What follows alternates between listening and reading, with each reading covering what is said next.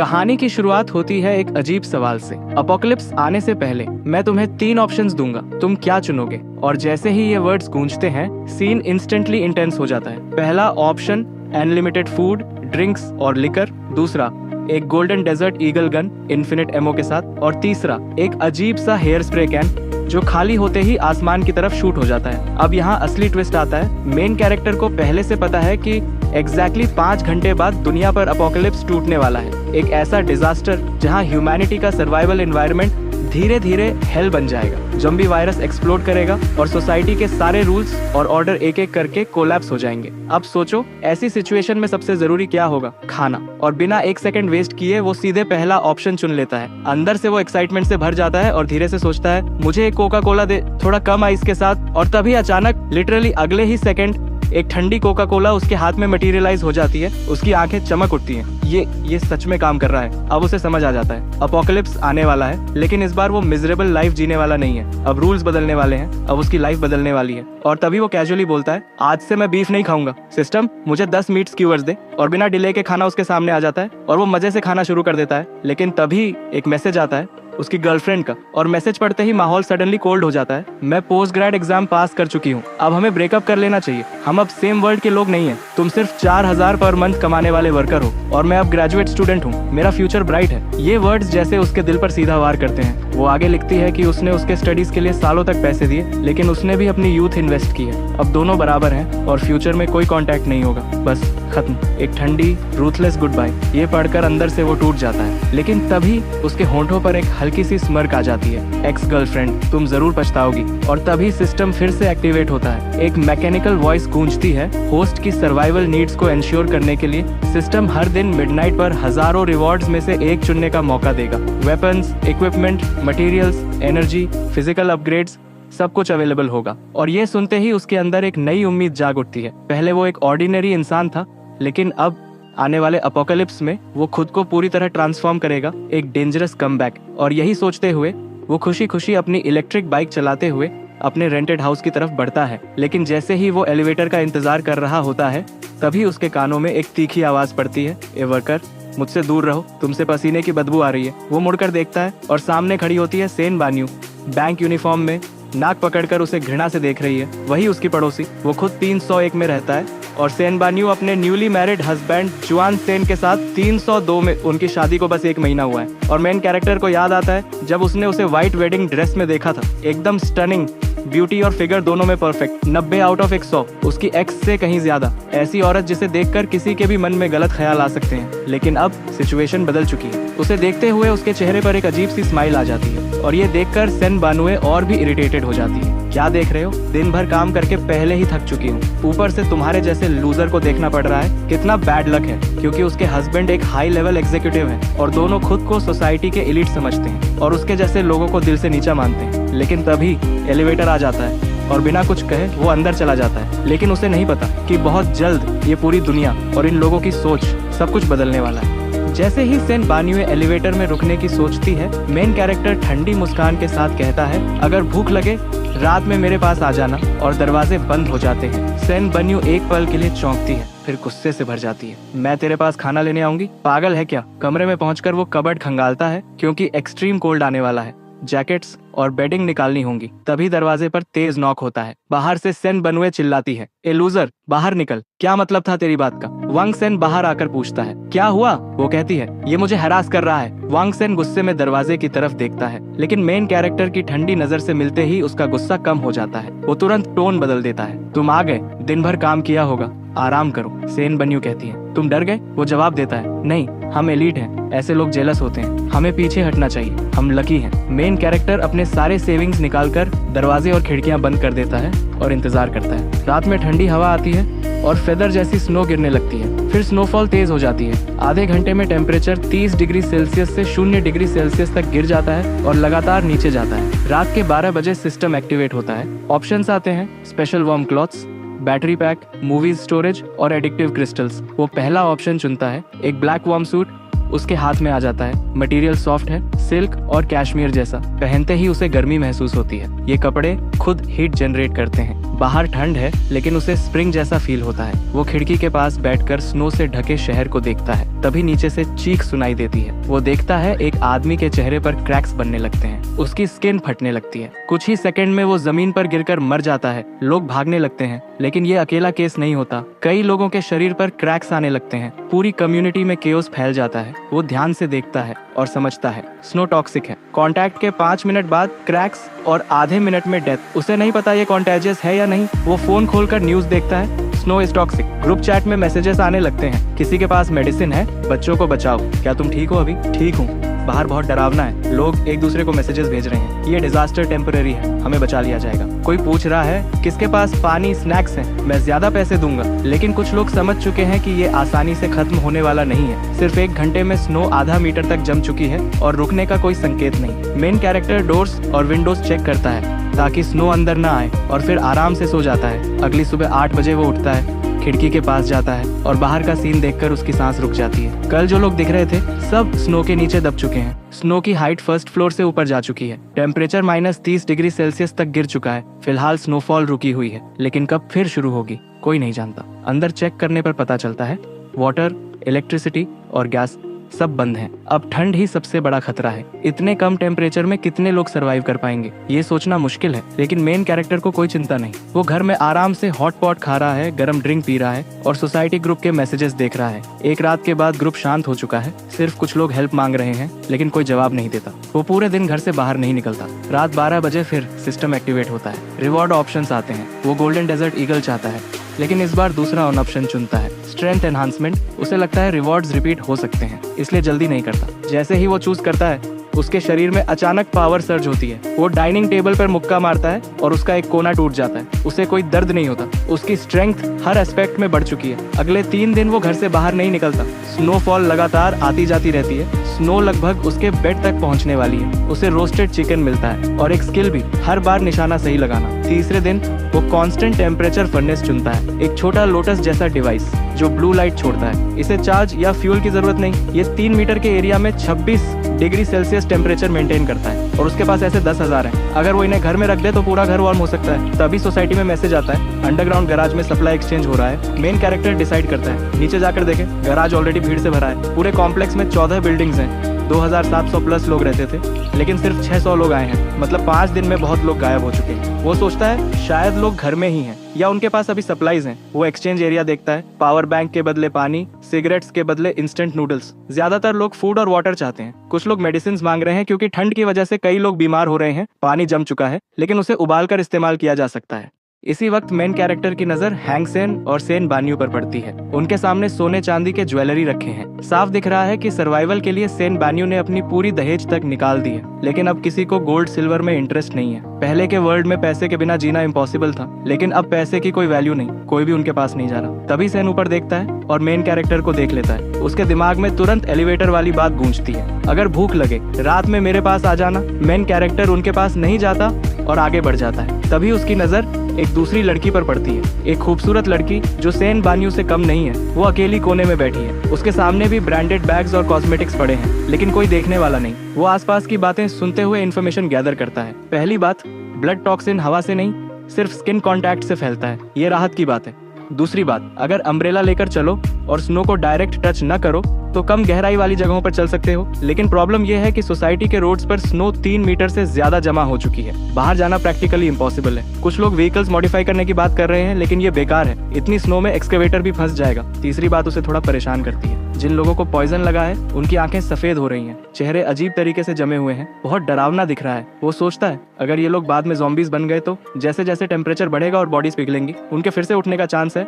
ये सोचकर वो तय करता है कि फ्यूचर में स्ट्रेंथ बढ़ाने वाले ऑप्शंस ही चुनेगा। तभी वो लड़की लिंसुई उसके पास आती है। हैंडसम, ये ब्रांडेड बैग्स बहुत महंगे हैं, क्या इन्हें फूड के बदले बदल सकते हो? मेन कैरेक्टर सीधा जवाब देता है ये सब बेकार है, कुछ प्रैक्टिकल दो। लिंस का चेहरा उतर जाता है। उसे भी पता है कि अब इन चीजों की कोई वैल्यू नहीं। वो अकेली रहती है, उसके पास सहारा लेने वाला कोई नहीं और वो खुद को इतनी आसानी से देना भी नहीं चाहती। फिर वो एक काला प्लास्टिक बैग निकालती है। मेन कैरेक्टर उसे खोलकर देखता है। अंदर अलग अलग तरह के इस्तेमाल किए हुए सॉक्स भरे हैं। वो समझ जाता है कि वो अभी भी उसे सीरियसली नहीं ले रही। लिंस धीरे से कहती है ये सब मैंने पहने हैं, धोए नहीं। मेन कैरेक्टर बिना कुछ बोले बैग वापस कर देता है। वो असली फायदा चाहता है, जल्दबाजी नहीं। फिर वो अपनी पॉकेट से ब्रेड का एक टुकड़ा निकालता है और कहता है, अगर खाना है तो मेरे घर आना, समझ रही हो ना। इतना कहकर वो उसे देखकर चला जाता है। लिनसुए गुस्से से दांत भींचती है। पहले के टाइम में वो ऐसे आदमी को देखती भी नहीं, लेकिन अब उसे उसी के पास जाना पड़ सकता है। उसके पास फूड है। मेन कैरेक्टर आगे बढ़ता है और लोगों को ऑब्जर्व करता है। तभी अचानक इमरजेंसी एग्जिट का दरवाजा जोर से खुलता है। 3 मोटे तगड़े आदमी किचन नाइव्स लेकर अंदर घुसते हैं। उनका लीडर सन बियाओ, खतरनाक दिखने वाला आदमी, वो चिल्लाता है, लूट लो, और सीधे पास के स्टॉल पर टूट पड़ता है। वहाँ एक बूढ़ी औरत खड़ी है, करीब 70 साल की। उसके पास एक दूध का डिब्बा है। सन बियाओ उसे छीन लेता है। बूढ़ी औरत उसका हाथ पकड़कर वापस लेने की कोशिश करती है। ये मेरी चीज है, लेकिन सिचुएशन तेजी से कंट्रोल से बाहर जा रही है। वो बूढ़ी औरत के लिए वो दूध का डिब्बा ही आखिरी उम्मीद था, लेकिन सेंग बियाओ की आंखों में ठंडक आ जाती है। वो बिना हिचकिचाहट किचन नाइफ उठाता है और सीधा वार कर देता है। बूढ़ी औरत वहीं गिर जाती है। ये मार रहा है। किसी की चीख गूंजती है और अगले ही पल पूरा गराज पैनिक में भागने लगता है। लेकिन मेन कैरेक्टर बिल्कुल काम रहता है, क्योंकि उसे पता है कि उसकी स्ट्रेंथ अब इन तीनों से कहीं ज्यादा है। फिर भी वो इंटरफियर नहीं करता। वो भीड़ के साथ धीरे धीरे बाहर की तरफ बढ़ता रहता है। इतने दिनों बाद सोसाइटी का ऑर्डर पूरी तरह टूटने लगा है। सर्वाइवल के सामने इंसानियत खत्म हो रही है। सन बियाओ चिल्लाता है, क्या देख रहे हो, लूटो सब। उसके दोनों साथी भी लोगों पर हमला शुरू कर देते हैं। ये देखकर लिनसुई घबराकर भागती है, अपना बैग तक नहीं उठाती और उसे पता भी नहीं चलता कि उसकी आईडी कार्ड गिर गई है। दूसरी तरफ हैंग सेन बानुए को पकड़कर भाग रहा होता है, लेकिन भीड़ में वो दोनों गिर जाते हैं। सेन बान्यू डर से कांप रही है, उठ नहीं पा रही। वांग सेन उसे उठाने की कोशिश करता है, लेकिन खुद भी कमजोर है। तभी वो देखता है कि सान बियाओ उनकी तरफ आ रहा है। वो तुरंत कहता है, तुम रुको, मैं मदद लेकर आता हूँ, और बिना पीछे देखे भाग जाता है। सेन बान्यू शॉक में रह जाती है। उसका नया पति उसे छोड़कर भाग गया। वो डर के मारे रोने लगती है। तभी मेन कैरेक्टर आता है और उसे उठाता है। वो उसे बचाता है। सेन बान्यू को महसूस होता है कि उसे वही बचा रहा है। वो अंदर से हिल जाती है। उधर सन बियाओ और उसके साथी तब तक हमला करते रहते हैं जब तक पूरा गराज खाली नहीं हो जाता। फिर वो आराम से हर स्टॉल से फूड इकट्ठा करते हैं। उनका प्लान सिंपल था, लोग डरकर भागेंगे और सामान छोड़ देंगे, और वही हुआ। 3 लोग सैकड़ों लोगों को डरा देते हैं। सन बियाओ कहता है, इतना खाना कुछ दिन चलेगा, लेकिन आगे मुश्किल होगा। अब लोग दरवाजे बंद कर लेंगे, फिर जबरदस्ती घुसना पड़ेगा। तभी एक आदमी लिनस की आईडी कार्ड लेकर आता है। बॉस देखो, ये लड़की बहुत खूबसूरत है। वो कार्ड में उसकी फोटो दिखाता है। सन बियाओ मुस्कुराता है, पहले खाना ले चलते हैं, फिर इसे ढूंढेंगे। उधर मेन कैरेक्टर सेन बान्यू को लेकर इमरजेंसी एग्जिट बंद करता है और उसे उसके बिल्डिंग तक छोड़ता है। जैसे ही वो उसके घर के दरवाजे तक पहुंचती है, वो खुद को संभाल पाती है। तुरंत दरवाजा पीटना शुरू करती है। वांग सेन, दरवाजा खोल, डरपोक। उसकी आवाज गुस्से और दर्द से भरी होती है। मेन कैरेक्टर साइड में खड़ा ये सब देख रहा होता है। अंदर वांग सेन डर के मारे कांप रहा होता है। वो पीफोल से झांकता है। जब उसे दिखता है कि बाहर सिर्फ उसकी पत्नी और मेन कैरेक्टर हैं, तब वो धीरे से दरवाजा खोलता है। तुम ठीक हो? जल्दी अंदर आओ, वो लोग फिर आ सकते हैं। सेन बान्यू गुस्से से उसे देखती है। तुम भी आदमी हो? शादी के बाद अपनी पत्नी को छोड़कर भाग गए। सीन यही हैवी टेंशन के साथ खड़ा रहता है। तुमने मुझसे हमेशा साथ रहने का वादा किया था, लेकिन जैसे ही खतरा आया तुम मुझे छोड़कर भाग गए। सेन बान्यू की आवाज गुस्से और दर्द से कांप रही थी। मैं सच में अंधी थी जो तुमसे शादी की। मेन कैरेक्टर साइड में खड़ा ये सब देख रहा था। वांग सेन का चेहरा खराब हो जाता है। वो बहाना बनाता है, ऐसा नहीं है, मैं मदद ढूंढने गया था, कोई तैयार नहीं हुआ, इसलिए टूल्स लेने वापस आया। सेन बन्यू तुरंत बोलती है, तो फिर दरवाजा क्यों बंद किया? वांग सेन चुप हो जाता है। सेन बन्यू रोते हुए कहती है, घर का सारा खाना खत्म हो गया, मेरा ब्रेसलेट भी खो गया, मैं अभी जवान हूँ, मैं भूख से नहीं मरना चाहती। वो पूरी तरह टूट चुकी है। वांग सेन भी हेल्पलेस है। खुद को एलीट समझने वाला आदमी इस सिचुएशन में कुछ नहीं कर पा रहा। तभी उसकी नजर मेन कैरेक्टर पर पड़ती है। वो ध्यान से देखता है। उसका चेहरा फ्रेश है, जैसे उसे भूख ही नहीं लगी। वो धीरे से पूछता है, भाई तुम्हारे पास खाना है? मेन कैरेक्टर सीधा जवाब देता है, हाँ और बहुत है। वांग सेन खुश होकर कहता है, तो थोड़ा हमें दे दो। मेन कैरेक्टर मना कर देता है। वो पॉकेट से कोल्ड ड्रिंक निकालता है, खोलकर पीता है। आवाज सुनते ही वांग सेन और उसकी पत्नी के चेहरे बदल जाते हैं। मेन कैरेक्टर अंदर ही अंदर मुस्कुराता है। वांग सेन फिर भी कोशिश करता है, हम नेबर्स हैं, बाद में डिजास्टर खत्म होगा तो मैं तुम्हें जॉब दिला दूंगा, 6000 नहीं 8000 सैलरी। ये सुनकर मेन कैरेक्टर हंस देता है। उसे समझ आ गया कि ये अभी भी रियलिटी नहीं समझा। वो फ्राइड चिकन निकालकर खाने लगता है। उसकी खुशबू फैलती है। वांग सेन और सेन बान्यू बस उसे देखते रह जाते हैं। सेन बान्यू विनती करती है, हम पैसे देंगे, बस थोड़ा खाना दे दो। मेन कैरेक्टर कहता है, टाइम बदल चुका है, तुम लोग अभी भी नहीं समझे। फिर वो सेन बान्यू की तरफ देखता है और कहता है, मेरे घर कुछ दिन से गड़बड़ है, मुझे एक औरत चाहिए जो साफ सफाई करे। अगर तुम्हारी वाइफ मेरे घर रोज सुबह 8 से रात 8 तक काम करे, खाना सर्व करे, तो मैं उसे 3 वक्त का खाना दूंगा और रोज एक ब्रेड और एक पानी की बोतल घर ले जाने दूंगा। ये सुनते ही सेन बानवे का चेहरा लाल हो जाता है। तुम हद पार कर रहे हो, मैं एलीट हूँ और तुम एक डिलीवरी बॉय, मैं तुम्हारी सर्वेंट बनूं? कभी नहीं, वांग सेन जल्दी से बोलता है। तो हम दोनों मिलकर साफ कर देंगे, मेन कैरेक्टर सीधा जवाब देता है। मेरे घर में दूसरे मर्द अलाउड नहीं है, अगर नहीं मानते तो ठीक है। इतना कहकर वो दरवाजा बंद कर देता है। उसके पास खाना भी है, वॉर्मथ भी, उसे कोई जल्दी नहीं। रात में वो आराम से हॉट पॉट बनाता है, बीफ, मटन, लॉबस्टर, सब कुछ। खुशबू पूरे कॉरिडोर में फैल जाती है। दूसरी तरफ 302 में वांग सेन और सेन बान्यू चुप बैठे हैं। घर में कुछ भी खाने को नहीं बचा, भूख से हालत खराब है। सेन बान्यू धीरे से कहती है, ये हॉट पॉट की स्मेल। वांग सेन दरवाजा खोलकर कंफर्म करता है, खुशबू सामने वाले घर से आ रही है। वो एक्साइटेड होकर कहता है, तुम उसके पास काम कर लो। सेन बान्यू गुस्से में बोलती है, तुम्हें पता है तुम क्या कह रहे हो? पहले मुझे छोड़कर भाग गए, अब मुझे दूसरे आदमी के घर भेज रहे हो। वांग सेन समझाने की कोशिश करता है, बस साफ सफाई ही तो करनी है, अगर वो कुछ गलत करे तो चिल्लाना, मैं आ जाऊंगा। ये सुनकर सेन बान्यू चुप हो जाती है। उसके दिल की ठंडक अब शरीर की ठंड से भी ज्यादा हो चुकी है।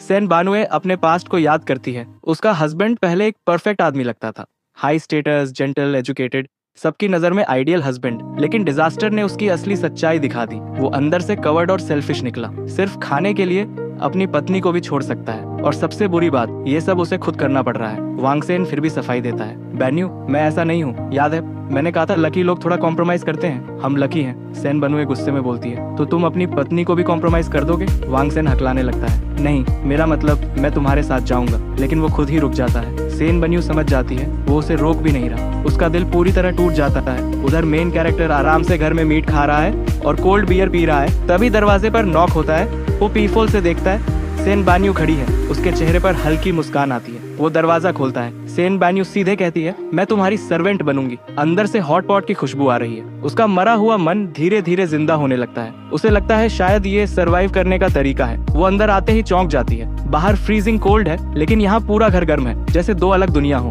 वो कहती है, मैंने 2 दिन से कुछ नहीं खाया, पहले मुझे खाने दो। मेन कैरेक्टर ठंडे लहजे में कहता है, अपनी आइडेंटिटी मत भूलो, मुझे बॉस कहो। सेन बान्यू गुस्से से कांपती है, लेकिन भूख उसके ईगो से बड़ी है। और उसे याद आता है कि उसका हस्बैंड खुद ब्रेड खा गया, उसे नहीं दिया। उसका चेहरा लाल हो जाता है। आखिरकार वो कहती है, बॉस। मेन कैरेक्टर एक पेपर उसकी तरफ फेंकता है, ये रूल्स हैं। वो पढ़ती है, सर्वेंट यूनिफॉर्म पहनना होगा, बॉस की बात फाइनल होगी और हर रूल तोड़ने पर खाना नहीं मिलेगा। सेन बानवे गुस्से में कहती है, तुम्हें मुझे इंसल्ट करने का हक नहीं है, मैं जा रही हूँ। मेन कैरेक्टर चुपचाप गन निकालकर उसकी तरफ तान देता है। वो रुक जाती है। दरवाजे के पास पहुंचकर उसका हाथ जम जाता है। बाहर की फ्रीजिंग कोल्ड उसे फिर महसूस होती है। वो वापस उस ठंडी भूखी जिंदगी में नहीं जाना चाहती। धीरे धीरे उसका रेजिस्टेंस टूट जाता है। वो घुटनों पर बैठ जाती है। बॉस, मुझसे गलती हो गई, मेन कैरेक्टर कहता है। अब रहना है तो रूल्स फॉलो करो। थोड़ी देर बाद वो उसे माफ कर देता है। 1 घंटे बाद मेन कैरेक्टर खाना खाकर आराम से बैठा है। सामने सेन बान्यू है। वो खुद को कंट्रोल करता है, अभी जल्दी नहीं है। फिर वो उसे बाथरूम में भेजता है नहाने के लिए और खुद बाहर बैठकर सब सोचता रहता है। मेन कैरेक्टर आराम से सोचता है, यही तो लाइफ होनी चाहिए। सेन बानवे अब पहले जैसी घमंडी नहीं रही। उसका बिहेवियर पूरी तरह बदल चुका है। वो चुपचाप डाइनिंग टेबल पर जाकर बचा हुआ हॉट पॉट खा लेती है। इतने दिनों बाद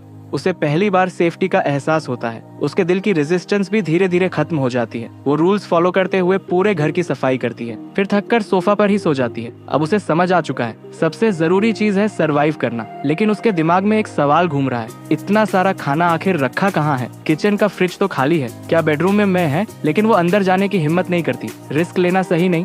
रात के 12 बजते हैं।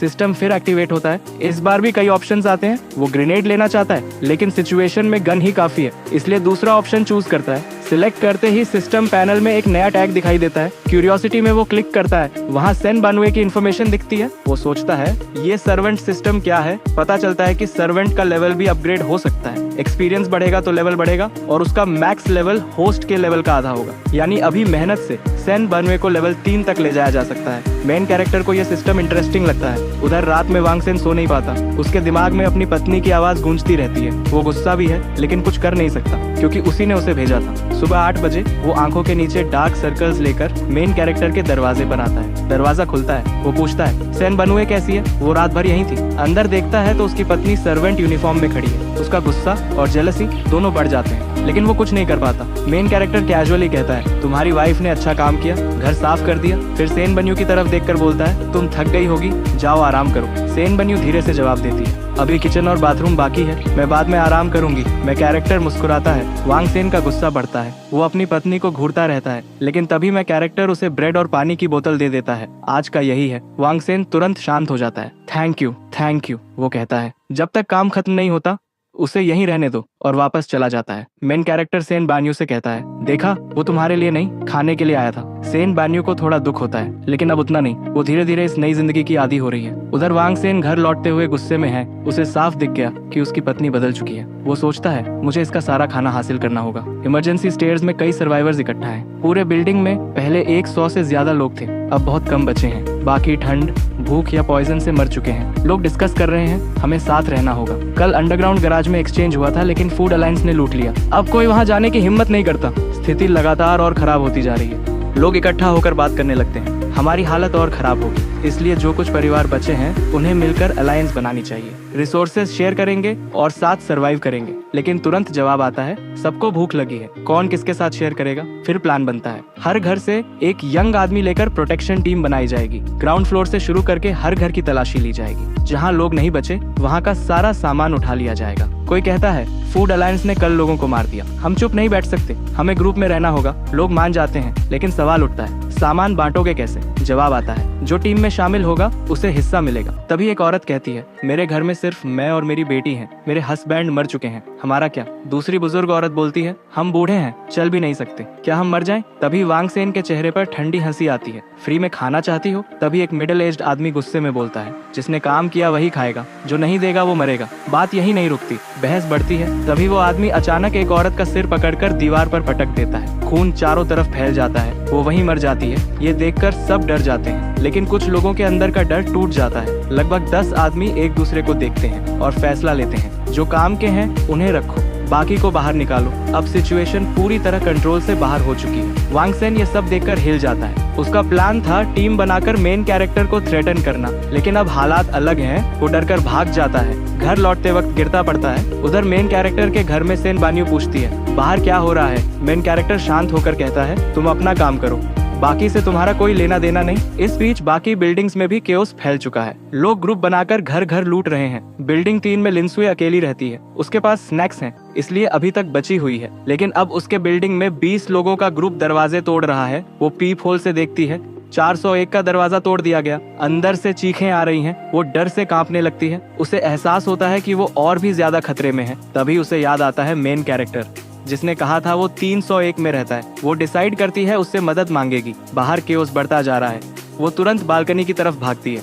आज स्नोफॉल नहीं हो रही। वो खिड़की से स्नो हटाती है और बाहर झांकती है। बिल्डिंग 3 और मेन कैरेक्टर के बिल्डिंग के बीच सिर्फ करीब 20 मीटर का डिस्टेंस है। लिनसुए बालकनी से सामने देख सकती है। बिना सोचे वो घर की सारी बॉटल्स और कैंस बाहर फेंकने लगती है ताकि ध्यान खींच सके, लेकिन उसकी एम खराब है। कई बार कोशिश करती है, सब मिस। वो और ज्यादा घबरा जाती है। आखिर एक बॉटल सीधा ग्लास पे लगती है। ग्लास नहीं टूटता, लेकिन जोर की आवाज होती है। मेन कैरेक्टर उस वक्त सेन बान्यू को सर्वेंट रूल्स सिखा रहा होता है। वो आवाज सुनकर बालकनी पर आता है, बाहर देखता है। लिनस्यू उसे हाथ हिलाकर सिग्नल दे रही है, मुझे बचाओ, वो लोग अंदर घुसने वाले हैं। उसी समय 401 में मौजूद लोग भी आवाज सुन लेते हैं। उनका लीडर जेन दाहुन तुरंत समझ जाता है 403 में कोई है। वो अपने लोगों के साथ दरवाजे पर पहुंच जाता है। जोर जोर से नॉक शुरू होता है। लिनस्यू और पैनिक हो जाती है। वो चिल्लाकर हेल्प मांगती है, लेकिन मेन कैरेक्टर बिल्कुल शांत है, हाथ बांधकर खड़ा रहता है। तुम्हें बचाऊं? बदले में क्या दोगी? लिनस्वे की आंखें लाल हो जाती है। मैं तुम्हारी गर्लफ्रेंड बन जाऊंगी। मेन कैरेक्टर सिर हिलाता है, मुझे गर्लफ्रेंड नहीं चाहिए। तभी सेन बनवे सर्वेंट यूनिफॉर्म में उसके पास आकर खड़ी हो जाती है। ये देखकर लिनस्वे पूरी तरह शॉक हो जाती है। मेन कैरेक्टर उसके बाल सहलाता है और कहता है तुम्हें बचा सकता हूँ, प्राइस वही है। तभी दरवाजा तोड़ दिया जाता है। जेन दाहुन और उसके लोग अंदर घुस आते हैं। लिनस को बालकनी पर देखते ही उनकी नजरें बदल जाती हैं। वो डरकर बोलती है पास मत आना। फिर मजबूरी में कहती है मैं रेडी हूँ, जो कहोगे करूंगी। लेकिन अब देर हो चुकी है। जेन दाहुन हंसते हुए उसकी तरफ बढ़ता है। किससे मदद मांग रही थी? तभी वो सामने बिल्डिंग की तरफ देखता है। मेन कैरेक्टर विंडो पर चढ़ चुका है। अगले ही पल एक जोरदार आवाज वो सीधे 20 मीटर का गैप क्रॉस करके 403 के बालकनी में लैंड करता है। सब शॉक्ड रह जाते हैं। जेन दाहुन रिएक्ट भी नहीं कर पाता और मेन कैरेक्टर का जोरदार किक उसके चेहरे पर पड़ता है। वो हवा में उड़कर पीछे गिरता है। बाकी लोग भी गिर जाते हैं। मेन कैरेक्टर सेफली लैंड करता है, खुद भी थोड़ा सरप्राइज्ड है। लेवल 6 स्ट्रेंथ इतनी पावरफुल है, उसने सच में जंप करके ये डिस्टेंस कवर कर लिया। जेन दाहुन उठकर उसे देखता है, डर तो लगता है लेकिन अपने 20 लोगों को देखकर हिम्मत करता है। हीरो बनेगा, देख कितने लोग हैं। वो ऑर्डर देता है, मारो इसे। सब लोग नाइव्स लेकर उसकी तरफ दौड़ते हैं। मेन कैरेक्टर मुस्कुराता है, वेपन निकालने की भी जरूरत नहीं समझता, सीधे पंच मारता है। पहला ही वार इतना जोरदार होता है कि सामने वाले का सिर फट जाता है, जैसे तरबूज फूट गया हो। ये देखकर सब रुक जाते हैं,